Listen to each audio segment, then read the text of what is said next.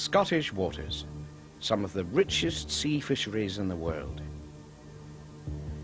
Fishing is one of the country's leading industries, and most of the fish landed are then exported. On the west coast, the industry is even more important, in some areas employing 1 in 5 of the working population. 15 years ago, Brian Philp was a trawler skipper fishing around Scotland, but he was looking to the future. Today, he is head of Amazon Seafoods, the largest prawn processing company in Scotland.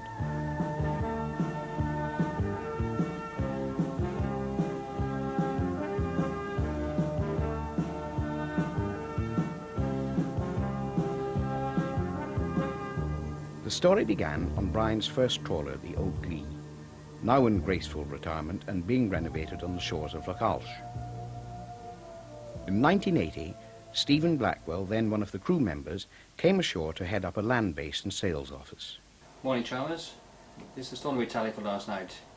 True vine, 2 at 33, 1.5 at 17. Morning, Steve!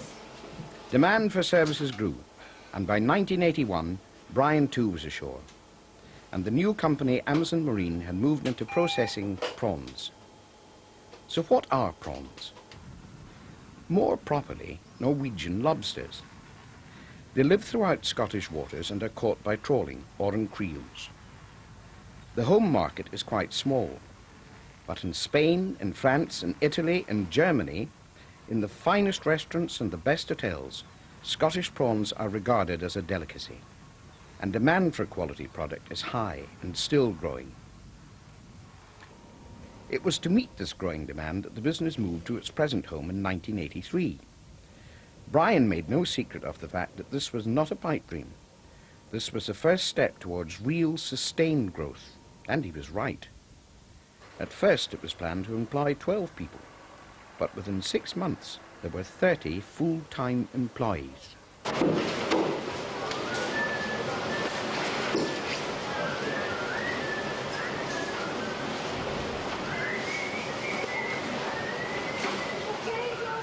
The operation is very simple. Prawns are delivered in special insulated containers, unloaded, washed, graded, packed and frozen. There is little wasted. The tails of reject prawns are sold to make scampi, and the heads go to France to make soup. Twice a week, 12 tons of prawns are dispatched to Europe. 1,000 tons of high-quality shellfish every year. That's about 11 million prawns, worth more than £4 million. But if the operation is so simple, what are the ingredients for success? According to Brian, the answer is found in one word: control. Control of supply, control of process, financial control, and control of marketing. Let's start with supply. It was Brian's father, the purchasing director, James Philp, who developed the network of buying agents, and he'd recruited the best in the business. In 1985, Amazon had agents in 5 ports around the north of Scotland. By 1988, this figure had doubled, and today a network of agents covers every single prawn landing port from North Shields in England to Scrabster in the far north. The agents are responsible for ensuring that only the right product is bought. Of course, prices can't always be predicted, but a network of this size can exert real influence on the market as a whole. Next is process control. The system operated by Stephen Blackwell can track every batch of prawns from the quayside through production and dispatch right to the client. It's also essential that purchasing, production and marketing do not work in isolation from each other. Stephen and his system ensure communication, so that everyone knows what the others are doing. And at the end of the day, the system will even show whether that individual batch of prawns has made a profit, and by how much.